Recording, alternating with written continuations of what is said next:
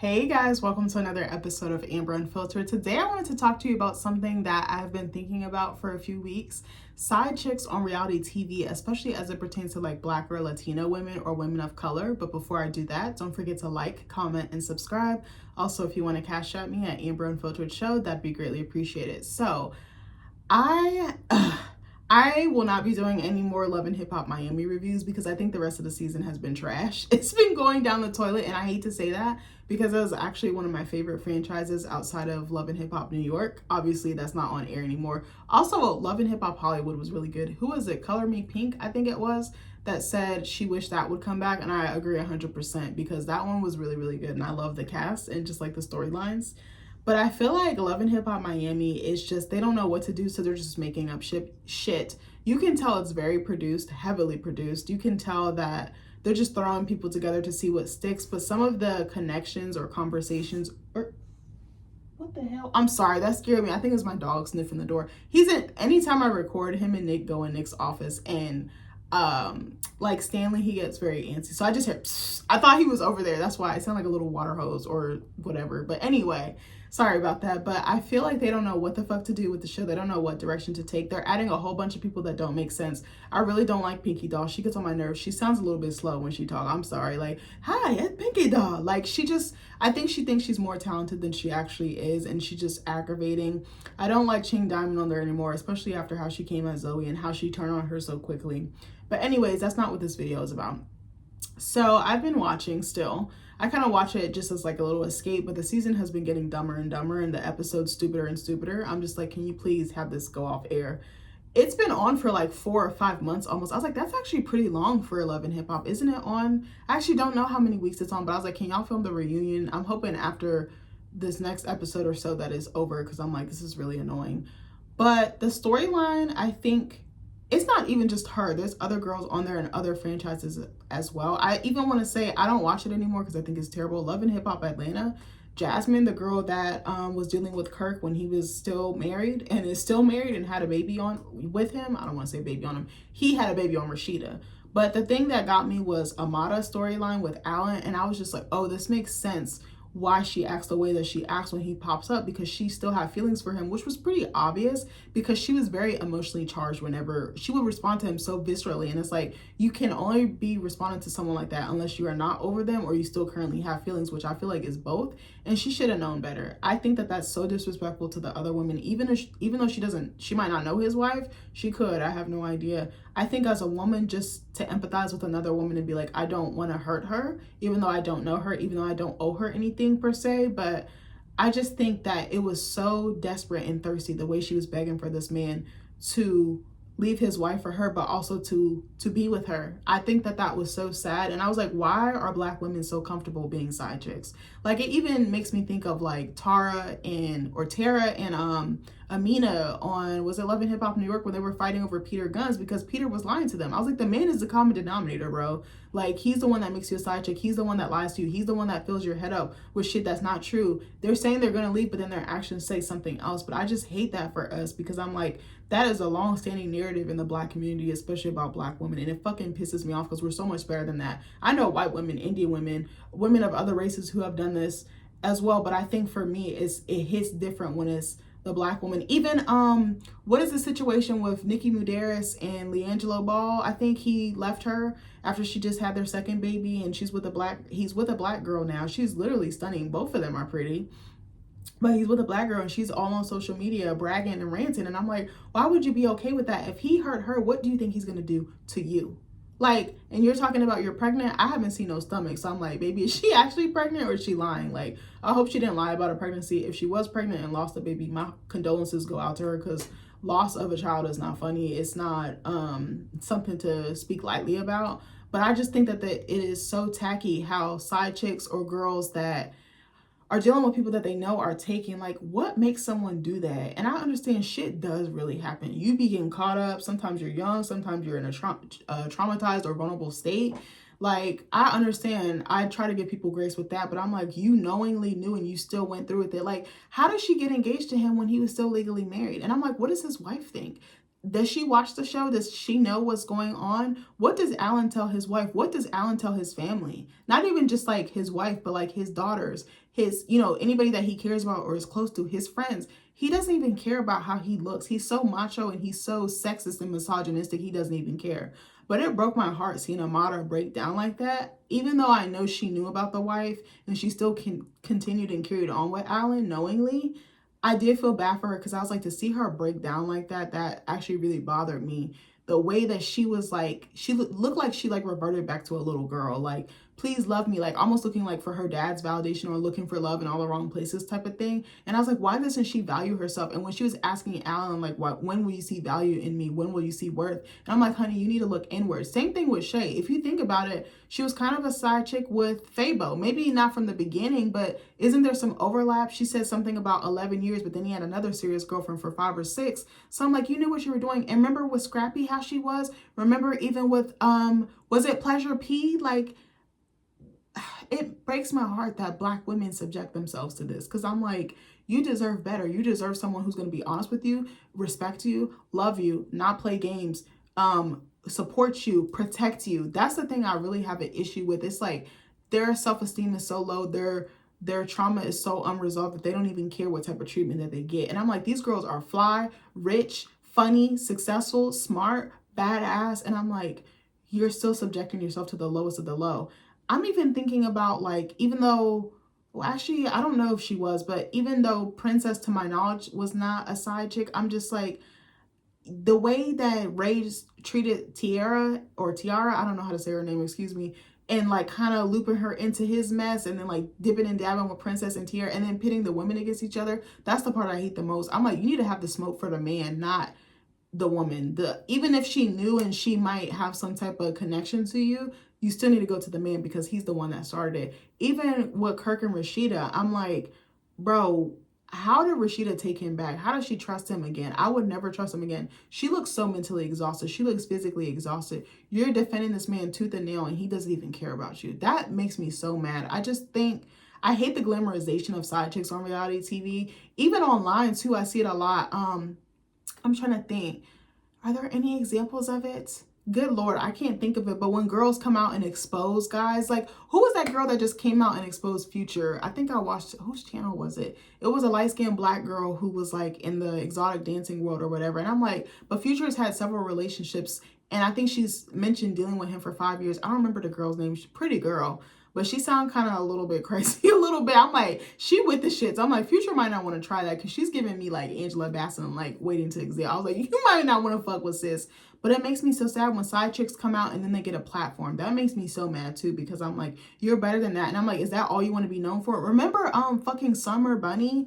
Oh, let me see if I can find a picture of her. Y'all remember that girl? She was the one that was dealing with Offset when him and Cardi had first got married. They had been married like a couple years or something like that. Let me see. Summer Bunny, Offset. That shit made me so mad. And she came out and then they gave her a platform on the show. And I was like, I think the problem I have is like, is that how you want your image to be immortalized? Is that how you want your legacy to be out there? Your name, your likeness? I was like, you're only going to be known as a side chick. Even though, is Selena Powell half Black, half white? I'm not sure what her race is. She looks Latina, but she also looks like she could be mixed. Remember Selena Powell? Like she was just proudly a side chick. And I'm like, why would you be okay with that? Like, you're only going to be known for that one thing. It's almost like you're stuck in this box. And then once you get stuck in it, it's going to be hard. It doesn't matter what she does. She could totally become like a born again Christian, carry herself differently, and it'll still be bad. And I'm just like, I hate that.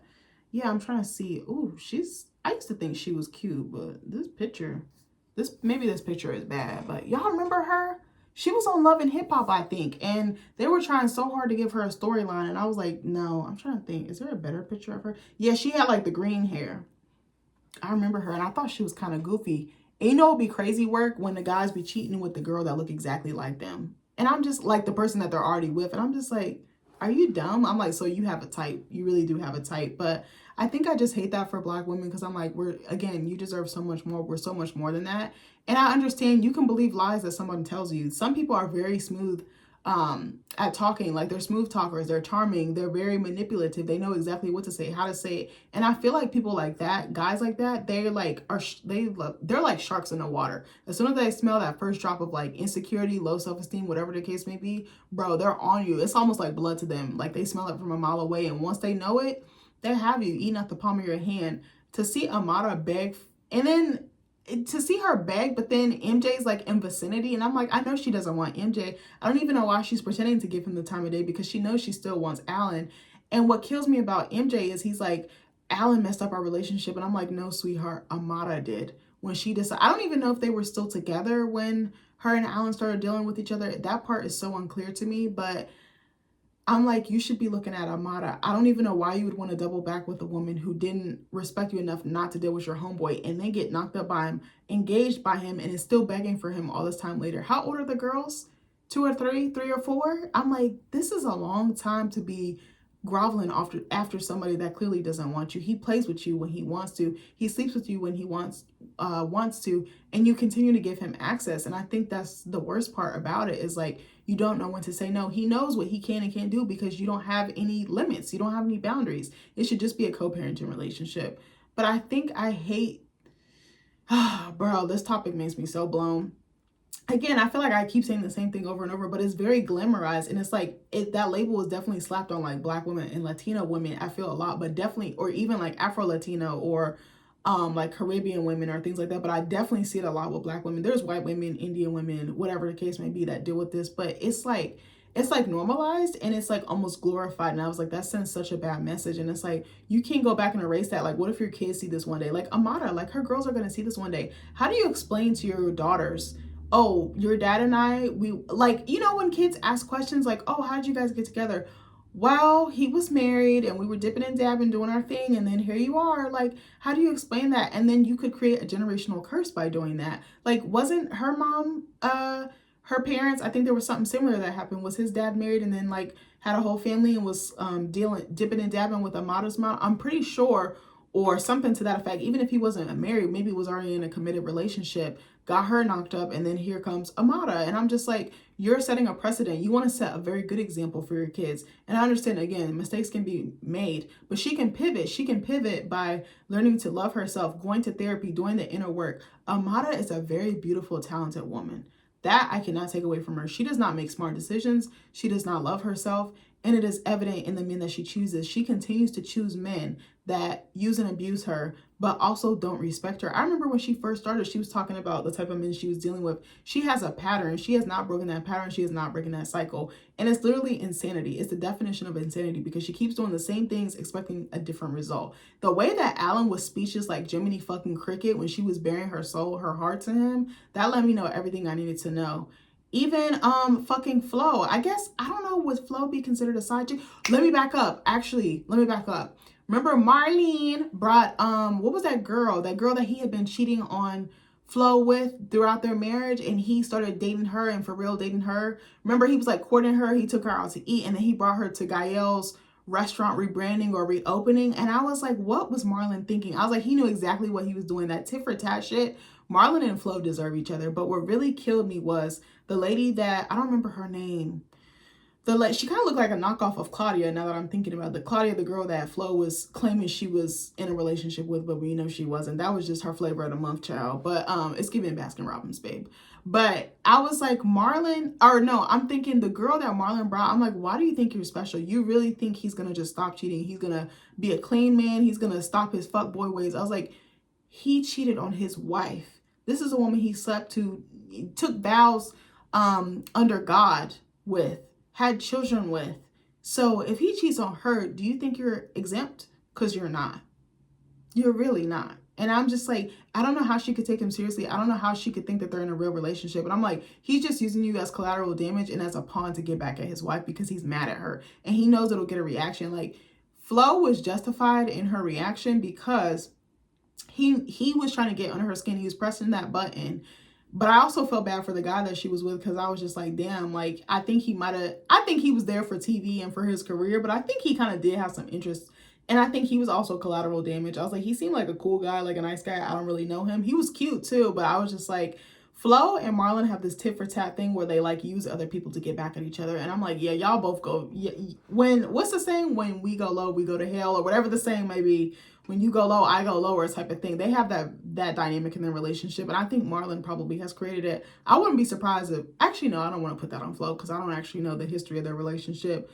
But I think I just hate that because even like, remember like Jocelyn and like Stevie J, like, I'm like, why do you want to film this? Why do you want to put this narrative out there? Like, again, I'm a huge fan of reality TV, but I hate that this like, oh, we have a secret, we're fucking around. And like, remember how Stevie would pit Mimi and Jocelyn against each other, and then Jocelyn had all this smoke for Mimi, and I was just like, you should be looking at Stevie. He's the one who put you in this situation. Like, even like with Rich Dollars, I know Erica is like kind of on thin ice right now. I don't condone any of her behavior. I don't condone her colorism. I don't condone her racism, but I'm just using her as an example. Like, even the way that Rich Dollars was with like Erica and his women, and just like, isn't Mariah Lynn the one that he's been with for like 10 years? But I'm like, he been with all these different bitches. Like, how he been with you 10 years?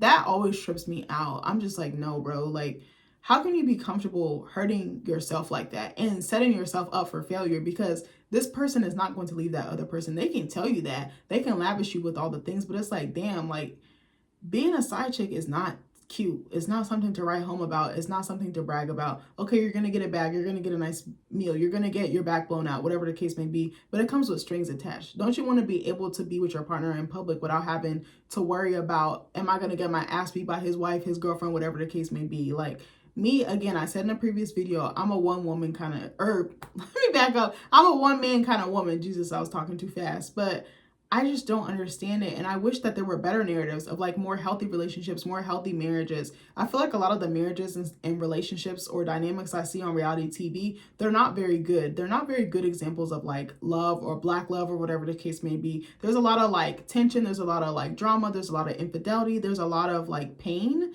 And it's like, black women do not need, or I don't want to say they don't need, I don't think we need to have struggle love. I don't think we need to have so much strife and struggle in our relationships to be happy and to experience a healthy situation. I can say I'm very fortunate that I don't really deal with that type of stuff in my relationship. I don't actually deal with that in my relationship / marriage. Like, I do think it's possible to have a healthy love, but I think, again, doing the work on yourself, being mindful of red flags and boundaries and implementing those and not being a pushover and not just letting someone walk all over you like a fucking welcome mat. I think, I'm trying to think what else. I'm not a therapist or licensed at all. I just am throwing some ideas out there. And also, not taking pride in hurting another woman, not taking pride in hurting someone else. Like, that just blows me. I'm just like, y'all are okay with this being caught on camera. It is out there for the entire world to see. Like, we need to have some more respect for ourselves, ladies, and we need to love ourselves more. I know that sounds so simple, but it's actually very, very hard to do. A lot of us don't deal with our stuff, and that's why we end up in situations like an Amada or a Shay or a Flo. Like, that's self-love, and it needs to go through the fucking roof. Like, you need to work on it. Like, set a better example for yourself, but set a better example for your kids, and create a new generational pattern in your family tree so that it doesn't keep repeating. Because 9 times out of 10, Amada's kids could end up in this type of situation. I prayed to God that they don't, but it's likely. We do follow in our parents' footsteps. For a long time, I was following in my dad's footsteps in my dating life. And then I realized, like, bro, I don't want to do that anymore. Luckily, he's in a healthy marriage. His wife is a lovely lady, and I think she's brought out the best in him. And I think I've seen some really good changes as a result. But all of us don't get that happy ending, and myself included. Like, I really thought, I'm not gonna cap, like, I really thought I probably would have ended up in like a side chick situation or like a DV situation or something like that. Not to get too dark, but I really didn't care about myself. I didn't love myself, and I was super self-destructive, especially in my dating life. Like, I still don't even know how I ended up with Nick, for real. Like, I think somebody was looking out for me up there. Ancestors, God, universe, whatever you want to call it, a combo. Like, I really could have ended up like a statistic, honestly, like some of these women. And it's just like, you think it's cute, and I'm like, I wonder what people think of them when they go, and I wonder if they're afraid of public perception when they go, because it's like, all you'll ever be known is that, and it's like, there's so much more than that. But anyways, I hope you guys like this video. I hope you're having a good weekend, and I'll see you guys soon. Bye.